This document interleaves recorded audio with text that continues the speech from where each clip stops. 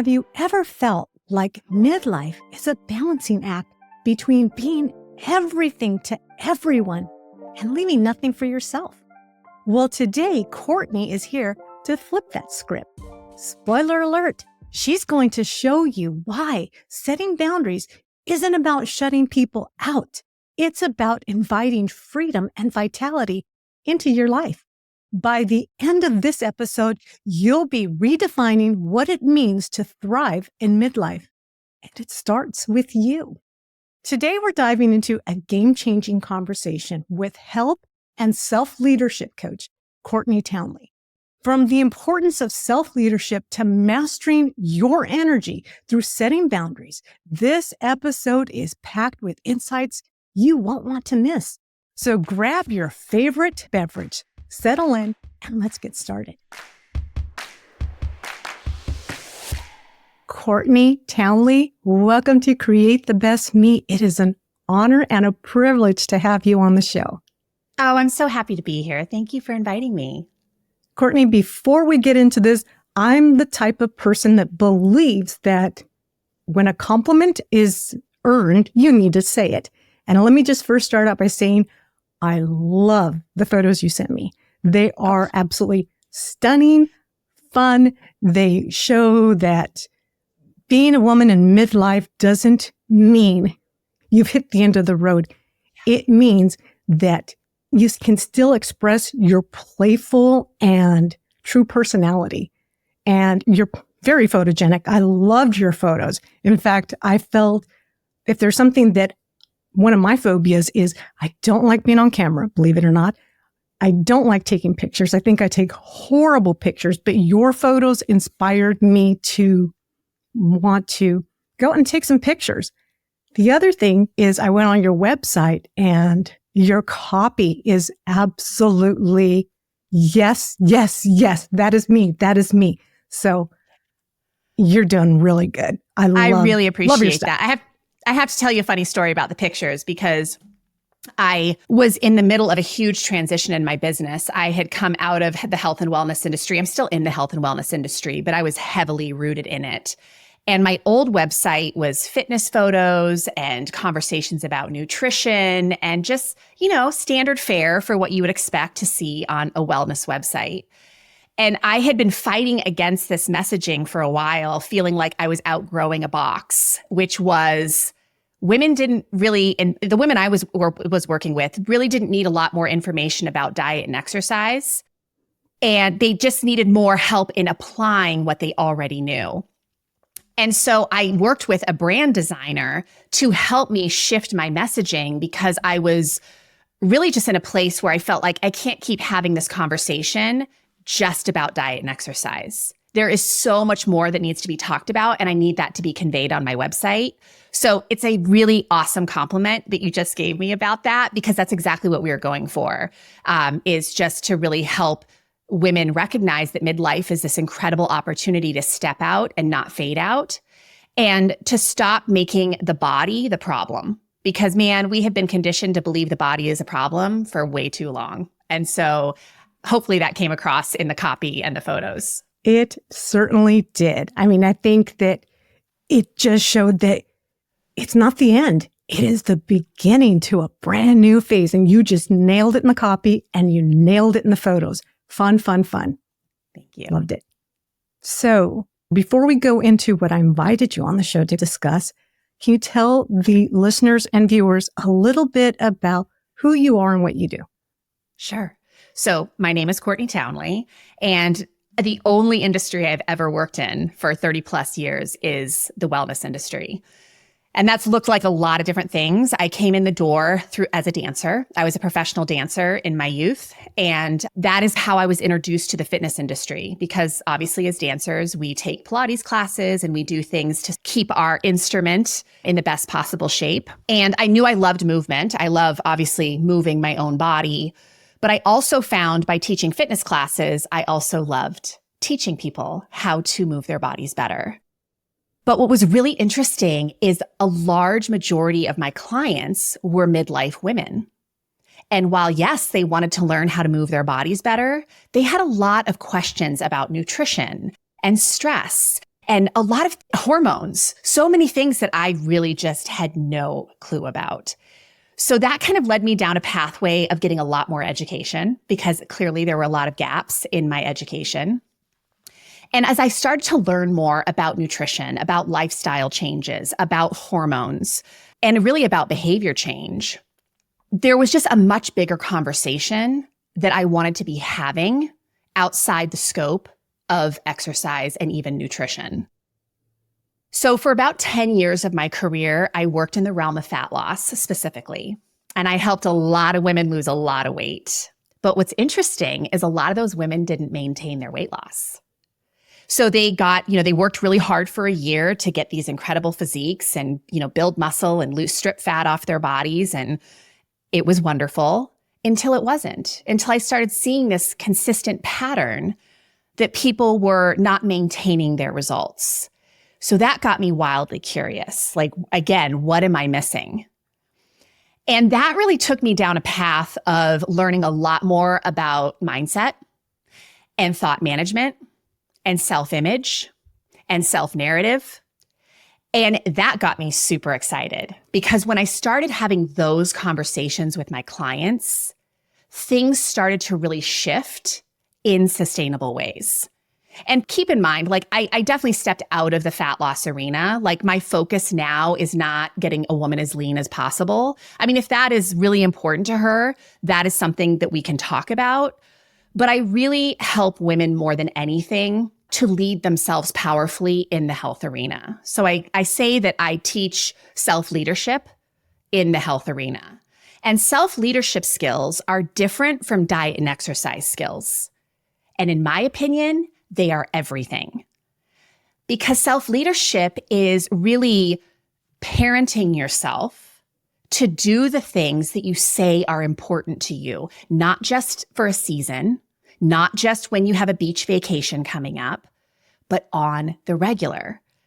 And so honestly, I've so lit up. I mean, again, I've been in my career for 30 years, but I feel like the last 10 years have just been so exciting, because I feel like I have finally entered a conversation that feels honest and true and important. And it also feels like it's not being had enough. I'm starting to hear it happen a little bit more out there in the world, but it really feels like such a privilege and honor to be able to sort of have this conversation with my clients and help them with their health story, but in a very different way than they've been conditioned to believe they have to go. That is very true. And I think that leads us right into the reason why I invited you onto the show. It is boundaries. What are boundaries, and who are they for, especially for women in midlife? Yeah. So the way that I like to think of boundaries is that they are limits and parameters that we establish within relationships in dedication to the health of the relationship. Now, that relationship could be a relationship with food. It could be a relationship with another person. It could be the relationship that we have with ourselves. Boundaries have a place in all of those scenarios, and really any relationship that you are in your life. And so who they're for? Everybody. I think it is literally impossible to be the healthiest and most expressed version of yourself if you are boundaryless, if you are unwilling to set boundaries, if you're boundary adverse, you are going to really struggle to amplify your life in the ways that you want it to be amplified. Because time, energy, mental bandwidth, they're all limited resources. We only get so much. And while they're renewable, right? We get more energy the next day if we have a good night's sleep. We have more time to spend, assuming we wake up tomorrow. Our mental clarity comes back online after we've had a good night's rest. These things are renewable, but they are limited. And I have found, especially over the past 10 to 15 years of coaching, that one of the biggest barriers to a woman amplifying her health, especially at midlife, is her unwillingness, or maybe it's a lack of understanding of how to set boundaries in a way that works for her. And so she ends up being burnt out and resentful, Her hormones are all over the place because she's committing to way too much. And it doesn't end well. It's not a great way to go into the second chapter of your life. So boundaries really are for everyone. And I think they are applicable in every single relationship. So would you say that boundaries are kind of like your roadmap to meeting whatever your goals are, whatever you want to achieve? Yeah, I always call it, without boundaries, we get what I call lost in the woods, right? So you might be headed down this path that feels super exciting, and it's the path you want to be on. It's headed towards a destination you really want to see or you really want to experience. But life clearly has so many opportunities to get distracted and sort of, again, lost in the woods. And if we don't have ways of recognizing when we're getting misaligned, or we don't have ways of keeping ourselves on that path, I'll share just a funny story because my dog, I have a 200-pound Great Dane, and he's blind. He doesn't have eyes. And so in the winter, we live in Montana, and it's really incredible to watch this dog walk along the trails. And he stays on the trail because he has bumpers. The snowbanks are his bumpers. So anytime he kind of starts to veer off the track, the bumper just pushes him back in. And I think of boundaries that way, that they are bumpers to keep us aligned with a life that feels like it keeps us out of integrity pain. And integrity pain, if no one's ever heard that phrase, it's a phrase I use a lot. And it's just living a life that doesn't match up with what we really want. That's integrity pain. It's a very real physical and emotional pain. All of us have experienced it. All of us right now in this very moment have areas of our life where we have integrity pain. And I believe the more that we heal our integrity pain, the healthier we get. And so boundaries are a really crucial part of that. So where in your life right now are you spending resources unnecessarily? Are you giving too much to work? Are you overspending on negative self-narrative? Are you overspending on watching Netflix in the evening to the point that you're actually not getting up at a time that you can take care of yourself in the morning before you head off to work? Like, where are you spending resources right now that is misaligned with how you want to be living your life? And we understand this so well with money, right? Like a lot of my clients I think it's the holidays, so a lot of people have financial stress. And I was talking to a client yesterday about the fact that her and her husband just got out of debt. And they're really proud, but now she has all of this anxiety about getting back into debt. And I said, one of the main things that maybe you want to keep spinning back to is making sure that you're spending money in alignment with what's truly important to you. And that's how I feel about any resource: time, energy, mental bandwidth. Your personal resources should be spent in alignment with what truly matters to you because you don't get an endless amount of them. Yeah. And I think that some people might be a little reluctant to establish boundaries or set boundaries because they might have this feeling that boundaries are going to turn me into a boring, dull person. And no one's going to want to hang out with me because I have all these rules that everyone has to abide to. So I think that there's two primary reasons that we struggle to set boundaries. The first is we have to lean into discomfort. We have to open ourselves to the judgment of other people. We have to open ourselves up to the possibility of making other people uncomfortable because people benefit from you not having boundaries. So when we establish boundaries, it can definitely create some friction in relationships or disappointment in expectations. Even when we set boundaries with ourselves, there's a little bit of discomfort there because we want what we want when we want it. And when we parent ourselves, there is a limitation. And we have to remember that a healthy boundary is always an extension of love. It's because you have so much love and respect for a relationship that you are willing to set a boundary.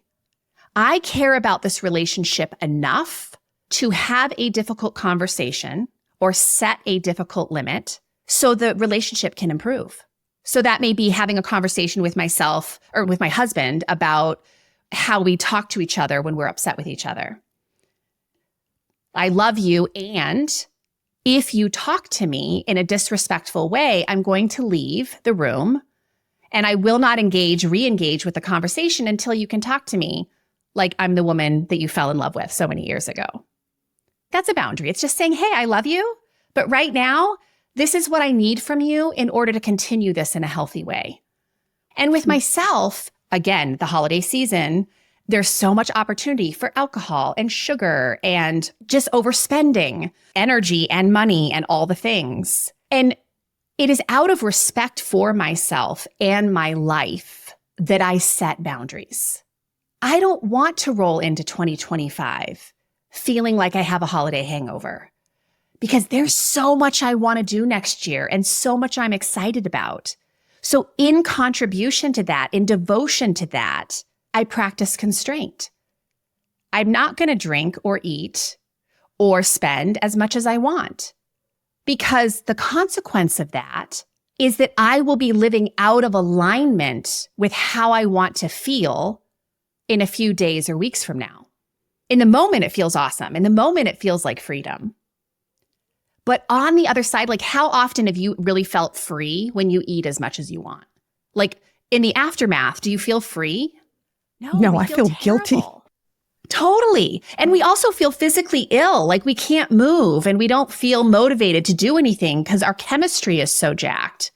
And when I drink as much as I want, the aftermath of that is not freedom. I feel caged. I feel like I literally can't show up for my life.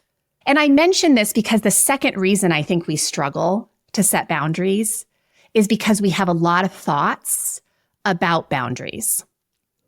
Like you said, it means I'm not going to be fun. It means no one's going to want to hang out with me. It means people are going to think I'm a jerk. Boundaries might mean, I've had a lot of clients say this to me over the year, boundaries to them mean lack of freedom. I should be able to do whatever I want, whenever I want. Well, you can, but is that truly how you define freedom?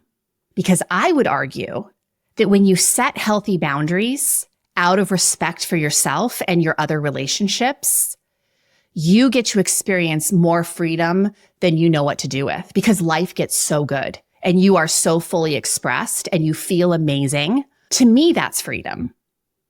Doing what I want all the time in the moment is not freedom. It's temporary freedom, which comes with massive consequences. So again, leaning into discomfort, the willingness to lean into discomfort, and also the willingness and the practice of changing the way that we think about boundaries can really help us to set them and help us to follow through with them. And when we do it, the reward is more self-respect, more confidence, more energy. Life just, again, it gets better. So what can a woman in midlife start to practice right now so that she can begin 2025 on the right foot with healthy boundaries that are going to help her feel that freedom, feel lively, and possibly encourage others to do the same? Yeah. Well, I'll start by saying this. Some listeners may not like my answer because I won't sugarcoat it, right? I think such a big part of being a healthy and vibrant human is getting radically honest with yourself. So that's where we start. Knowing that we are in the throes of the holiday season. And by the time this airs, it'll be the end of 2024. So most people at that time of the year do not have a tremendous amount of resources on board. In fact, the opposite. They're feeling tired. They're feeling a little depleted because of all the entertaining and shopping and holiday events. And while it was all lovely and good, it has a cost. So the first thing I would invite any woman listening to this to consider is how many resources do you actually have on board right now to commit to new things going into the new year? How much time do you actually have to spend on the things that you want to be amplifying or improving? How much energy do you feel like you have right now? And if people are hearing this and saying, well, how do I gauge that? Use a scale from 1 to 10. 10 being the most energy you've ever experienced, and one being like the least. I kind of think about it as like the battery, like just imagine like the bar on your phone. What level is that battery right now? And if it's only at like 25% capacity, you probably want to seriously consider how much you commit to going into the new year. I'm not saying don't commit, like commit, dream big, definitely commit to being your best self, and be very strategic and smart about what that looks like so you can stay the course and that you don't burn out. So that would be like 101 is just really checking in with what is my current resource availability and where might I have to say no or change some expectations to reclaim some of those resources. Women love to overcommit. We overcommit for lots of reasons, partly conditioning. We feel like we should be doing all things for all people all the time. But I also think we overcommit to hide from the actual work of our lives. Going after the things that really light us up terrifies us. So it's easier to stay busy than it is to actually do those things. And so just really questioning yourself on that front of what might I need to say no to in order to reclaim some energy. I might need to say no to hanging out with that person that I always leave their presence and I feel terrible about myself. I may need to say no to drinking in January. Maybe I say no to drinking all of 2025. Because again, saying no to things, we often think of it's like a sacrifice, and it is. I'm not saying it isn't, but the no makes way for the yes. When you say no to whatever it is that you need to set a boundary around, what are you actually saying yes to? Because that makes it exciting. That feels awesome. When I know that I'm saying yes to something, I want to go all in. But if I'm only focused on the no, that feels hard and that feels too uncomfortable. And so I'll just negotiate my way out of it. Those would be two starting points in terms of, especially this time of year, like just the considerations around boundaries. But I truly, truly believe from the bottom of my heart, having helped thousands of women to improve their health and happiness over the years, that it is an impossible mission without setting boundaries. And here's the other thing. This is really important. Everything in life is a practice.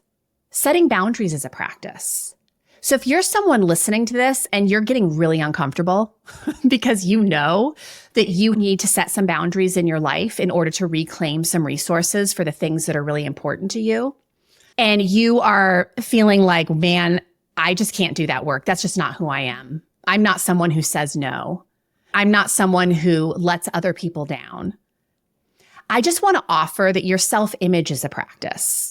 You've created that belief about yourself because of how you have shown up in your life all these years. And if you are rumbling with setting boundaries, it's merely a practice, like learning how to play volleyball or learning how to ice skate. The more you do it, the more confident you will become. And I would highly encourage you to start with easier things. So rather than going in tomorrow to tell your boss, look, I'm only working like part-time next year. I mean, that's a big boundary set, right? Maybe when you go to the coffee shop tomorrow and they give you the wrong order, instead of just accepting it, you practice going up and saying, hey, I love this shop and I know it's a little bit more work for you, but this isn't actually what I ordered. That's like asking for what you need and asking for what you paid for. And that doesn't seem maybe for some people like an outright boundary, but it's a gateway to asking for more of what you need. And the number of women that I have spent time with, and I know there was a huge phase of my life where I was very much this way too, where people wouldn't necessarily deliver what they promised, whether that was in a relationship, professionally or personally. And I would just talk myself into it, like, oh, it's the best they could do, or I can work with this, it's fine. But deep down, I was disappointed and I expected more. And now, at this phase of my life, I ask for more. And I think it's an amazing opportunity for not just me to be happier and more fulfilled, but for other people to rise to the occasion. And people don't know how to be in relationship with you unless you show them and ask them and tell them. It's not an ultimatum. It's just saying, hey, this is what you told me. This is what I expected. I feel a little bit disappointed. Let's talk about that. It is hard, but it's a practice. And everything gets easier with practice, truly. Yeah, I think that as a woman, we might struggle with that because I think it's more acceptable for men to say what they want versus if a woman, especially a woman in midlife, says what she wants, she is labeled as a complicated person. Or she's going through menopause. I won't cuss on your show, but she's a B word, right? Like exactly. 100%. And and then we get the jokes about menopause and everything else. And there's a great book, if anyone's interested. It's called The Confidence Code. And it's exactly about that, how it's about the confidence in the workplace and how men are naturally so unafraid to ask for what they need. And they often get it because they're willing to ask. Women, we're conditioned very differently. We've grown up in a culture that's impressed upon us very differently. And so we aren't so willing to ask for what we need, but we're the ones who suffer. So we're the ones who take the hit for that. And so again, it's not necessarily easy work, but it is important work. And I have seen it time and time again change the lives of so many women I work with. And also, I just did want to say this because you mentioned hormones, and it is such a relevant topic in midlife. One of the things I talk about with my clients is that we know that there's good stress, right? Stress that we lean into to sort of create awesome things in our life. And then there's the distress, stress that just really depletes us and doesn't really have any benefit on the other side. And what really matters is your total stress load, right? Like how much stress are you carrying in any given day in your stress bucket? And when that bucket starts to overflow, you're going to start physiologically breaking down, psychologically breaking down, emotionally breaking down. It doesn't bode well for anything. And at midlife, we're losing hormones that help us to manage our stress load. Estrogen and progesterone, we know, help us to manage cortisol in the system. So when these two lovely hormones start to depart the party, we have to become more respectful than ever about our total stress load because we aren't able to carry stress in the way that we once did. I'm not saying you can't manage stress. You certainly can. But you no longer have the hormones on board that helped you to carry it in the way that you once did. And so in come boundaries as even a more potent nutrient, right? Because when we start experiencing the loss of those hormones and realizing that I don't maybe have as much to give as I had 10 years ago, I have to reset some expectations. And I have to ask for things that maybe I haven't asked for before. And of course, with the advent of hormone replacement, like all of this is a very nuanced conversation because we can certainly get in some of those hormones back into our system to help us manage cortisol. But I think it's a really important thing to recognize at midlife that we don't have the chemistry that we once did that helped us to manage that load. And so if we are unwilling to change, if we are unwilling to start setting boundaries and taking better care of ourselves and amplifying our stress management, we really wrestle through that midlife transition because our chemistry is so jacked. And that's really tough. Yeah. And I think it makes us become a person that we don't even recognize anymore. Yeah. I had a prior guest who said this. And when she said this, I'm like, oh my goodness, I can't believe I've never seen boundaries as this. She had said, boundaries are not for others. Boundaries are for you. Yeah. They are for you to have balance in your life. Yeah. And I always saw it the other way around. I'm building boundaries so people know my rules. Here's my fence. You know, you can't hop the fence. Here are my rules. Yeah. I just felt like, oh my goodness, here I am in midlife and I'm learning a whole new concept of who boundaries are for.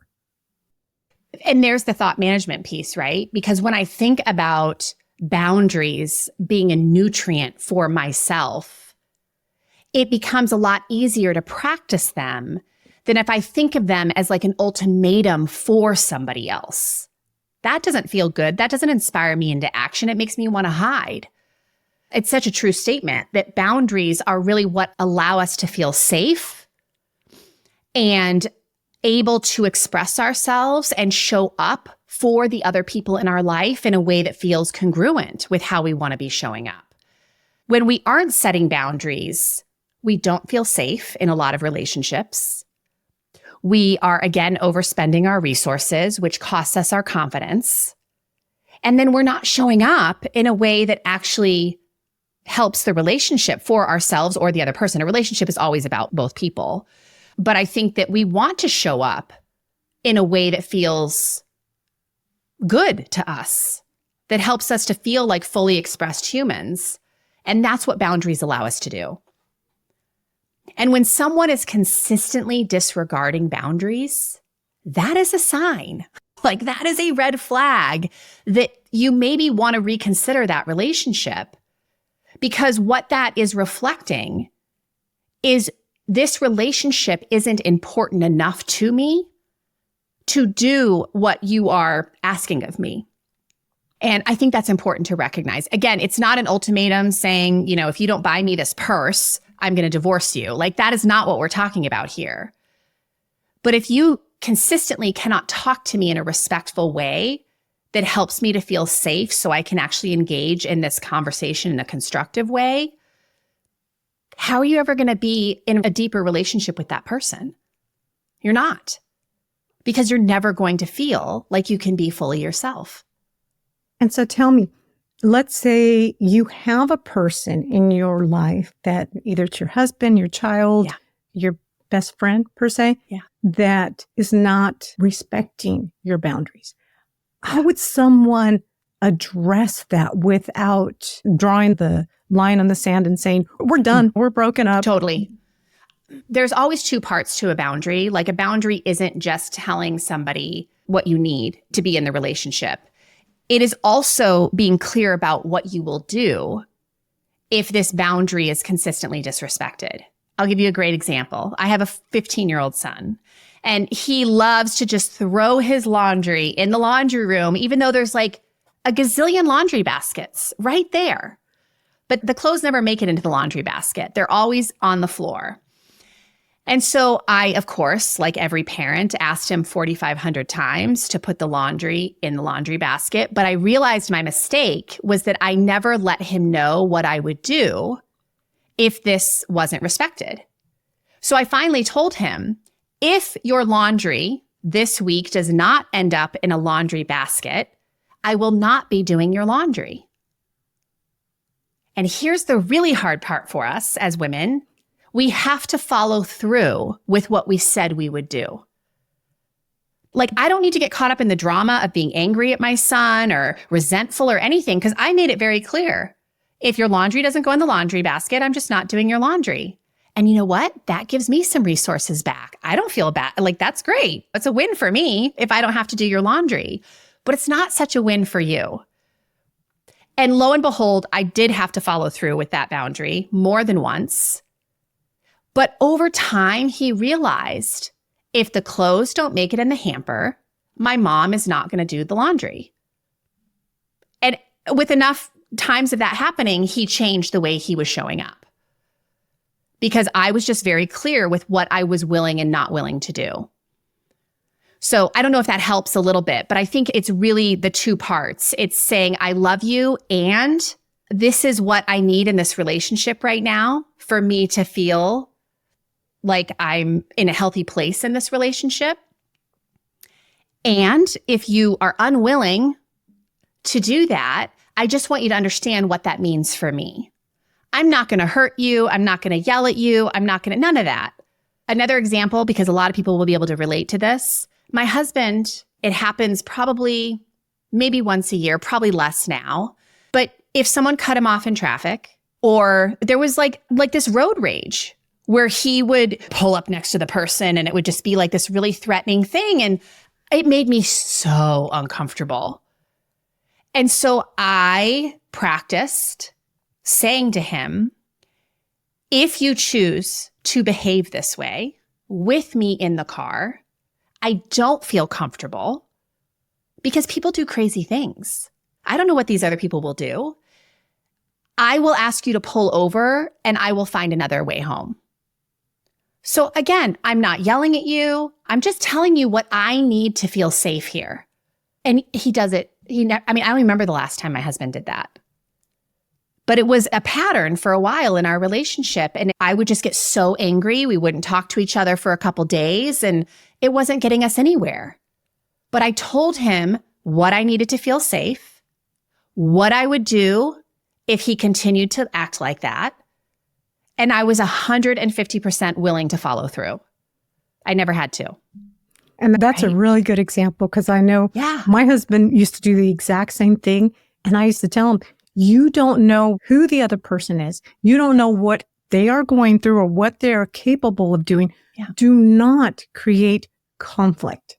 Yeah. It's unsafe for everyone. Yeah, absolutely. I have a client, again, the holiday season. She was talking to me the other day about just all the socializing that happens at the holidays. And her husband's a very social creature and she's really not. And she's like, I don't want to create this tension between us because he doesn't think that I'm willing to spend time with him and his friends. And so we talked through it. And ultimately what she decided was, number one, she was going to have a conversation with him that I have a limit with how much of this I can do in the season. And if I go past that limit, it hurts everybody because I don't feel like my best self and then I don't show up for you and all the things. So this is what I'm thinking for this year. This is how many parties I'm willing to go to. And when we go to these parties, I'm going to take my own car. We're going to drive in 2 separate cars because if you decide you want to stay, that's fine. But if I want to leave, I want to have the freedom to do that. And so it just kind of gave them both what they were looking for. She's still showing up to these social occasions, but she's also putting a limit on the amount of time she's willing to be in these situations because she knows she has a limit. And I think that's just so respectful. And they found a really great solution to that. Yeah. Now, of course, the work is in the practice. Yeah. But the other thing is that she knows that energy-wise, this is as much as energy that she can give to his need. And then she needs to be able to go home or go to her place and be able to recharge herself so that she can show up in her best way. Absolutely. Absolutely. And at midlife, there is so much opportunity to, again, be boundaryless and then really suffer the consequences of that because we are working to, get our children, if we have children, to a place where they can parent themselves. There's a lot that goes into that. We're often parenting our parents at this age because they need us. And my father right now is going through a bunch of medical stuff. And oh my gosh, it's been so hard. But even with that, I have to set limits because if I don't, I will completely give up my entire self over to it and I will lose myself. And I will blow up my marriage and I will not be there for my son and I can't have a business. Like all of those things would be the consequence of that. And so it is, how can I do both and rather than either or? It's not that I can show up for him or not. It's that I can show up, but I have limits and I have to respect that. Yeah. And it still shows that you are there. You're there to provide the support. Yeah. But you're also there for yourself to be the person you want to be, to perform at your best. Definitely. Yeah. And it's so hard to perform at our best when we are feeling resentful or we have no resources left because we've not only spent all our resources, we overspent. And so the body's depleted, our brain is depleted, we're emotionally all over the place. And then how does that bode well for anything in our life? It doesn't. Yeah. So Courtney, based on the conversation that we have here today, what is the one thing that you would want a listener or a viewer to hold close to her heart and begin to implement in 2025?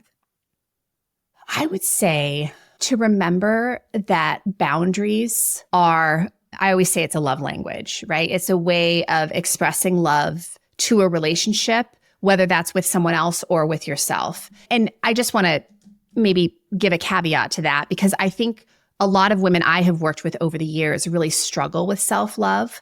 So they'll do it for someone else, but they won't do it for themselves. So setting boundaries for themselves out of self-love can feel tricky. So we start with self-respect. Boundaries are an act of self-respect.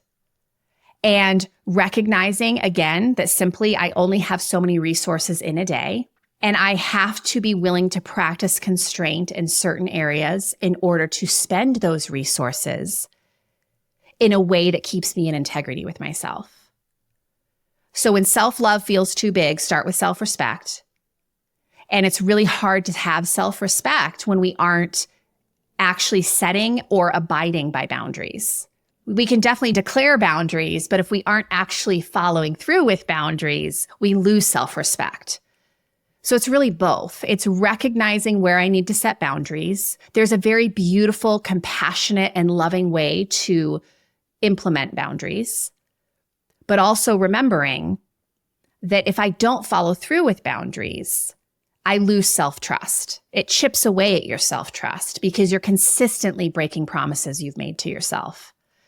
And that sucks, because without self-trust, you're going to live a pretty small life, because you're not going to feel comfortable doing the things that are on your heart. You're not going to feel comfortable being fully who you are. And I always say the world needs you to be fully you, whatever that looks like, right? Like whatever your full expression is, we need that. So we need you to feel confident. We need you to have buckets of self-trust. And that starts with self-respect, and boundaries are a huge part of that. Courtney, what projects are you currently working on, and when can we expect to see these projects? Oh, that's a great question. Well, I would say the thing that I'm like most fired up about right now is I do have a book coming out next year in November of 2025, and it's called The Consistency Code. And it's really all about self-leadership in the health arena. So a lot of what we've talked about here, but that's something that it's been years in the making. Book writing is not for the faint of heart. I will tell you that. But yeah, I would say that's the biggest thing. Like my business is always humming along, and I run a really incredible online community and all the things, but the book feels like a real passion project, and kind of like all this work that I've been doing for so many years, finally being like summarized into, 250 pages, which feels exciting. Yeah. And for the people that want to begin to work with you, how can people begin to work with you? Yeah, I have lots of entry points to my work, because I think that we need that, right? When we first hear, like maybe this conversation sparked something in someone today, but they don't want to make a huge investment of time, energy, and money, but they want to find out more. I do have a podcast called Grace and Grit we're almost at 400 episodes. So we've been around the block for a while, and we talk about all things women's health, from pelvic health to mental health to hormonal health and everything in between. And I also have a community called Rumble and Rise. It's a really easy entry point to start in with self-leadership work. I don't ever tell you what to do. I don't give you a list of rules and regulations. I'm not going to tell you what diet to be on or what exercise program to do. I have a lot of education in those areas, so I can but really the space is about getting clear on the woman you want to be in the second half of your life, and then starting to align every ounce of your life to be her. And so it goes way beyond just what you're putting in your mouth and how much you're moving your body. It's how you think. It's how you respond to stress. It's how you deal with challenges. It's how you communicate with other people. It's all the things. So I would say those would probably be the best places. And so the Rumble and Rise, is that like a one-on-one, or is that a community? It's a community. So we have group coaching calls. There's a masterclass on the first Monday of every month. And then there's opportunity to come to many coaching calls throughout the month to ask questions and dive deeper into the work and kind of normalize the concepts that we talk about. And then, of course, I do one-to-one work. A lot of my clients come from that community. But I partly started the community because I've been coaching for so long. And I had so many clients that were like, I feel like I don't need as much one-to-one coaching anymore, but I still want to have an incubator. I still want to have a space. And so I heard that enough times that we finally launched this. I think we've been 5 years now. So Rumble and Rise has been around for 5 years. Wow. Yeah. And Grace and Grit, when can people listen to a brand new episode? Yeah, so I launch brand new episodes bi-weekly. So we only do every other week. And this is a boundary I had to set with myself, by the way, because I was weekly for many, many years and realized that there's so many things I want to be dedicating energy to in my business. But I also have a family and I also have other things in my life that I care about and want to spend time on. So I had to look at how can I continue this, but also maybe pull back a little bit from the expectation of how often we're launching. So we do bi-weekly. So the next episode will be out next week. But by the time you listen to this, I'm not sure where that lands. So just know it's a bi-weekly show. And if you subscribe to it, you'll get notifications of when the newest one launches. Great. Where can people learn more about you? The website's probably the best place, just graceandgrit.com. We have lots of free resources on there. Certainly you can access the podcast through that page. And yeah, you can read my bio. You can see testimonials from clients. You can find out more about the community, all kinds of good stuff. Yeah. Do you have a YouTube channel too? Well, it's funny you asked that. So this is one of my goals for 2025 is to definitely show up and actually utilize my YouTube page. The only thing I've ever done with YouTube is we take the video of all of our podcasts and we upload it, but we don't edit it. It's just literally you're watching a talking head, or if I'm doing an interview, you're watching two talking heads. I am definitely working on changing that and beefing it up and kind of using that honestly as my main social media channel going into next year. So great question. I'm on the pathway to get there. You can definitely go there now and see a lot of old podcast episodes, but it will probably look radically different just a few months from now. That's great.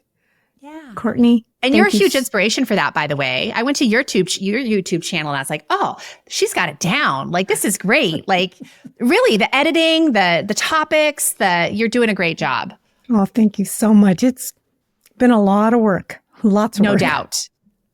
Yeah. No doubt. Courtney, thank you so much for coming on the show. I will include all of your information in the show notes so that people will not miss a beat. And most importantly, they got to go to your website because the photos are fun. The language, because copy is your wording on every page. It is for a woman in midlife as myself. It is a yes, yes, yes. You have nailed it. People have to. Oh, thank you for that. Yeah. Awesome. Thank you so much for having me. It was great to spend time with you. Great spending time with you too. Thank you. Remember how we started today wondering if boundaries might make you feel like the fun police? Well, as Courtney shared, it's the exact opposite. Boundaries are your ticket to freedom, self-respect, and living a life that is in alignment with what truly matters to you. If today's episode inspired you, visit createthebestme.com/EP096 to learn more about Courtney Townley and explore links to her podcast, community, and upcoming projects. You'll find everything you need to start your journey toward self-leadership, vitality, and complete wellness. Until then, keep dreaming big, take care of yourself, and remember, you are beautiful, strong, and capable of creating the best version of yourself. Thank you for watching. Catch you next time. Bye for now.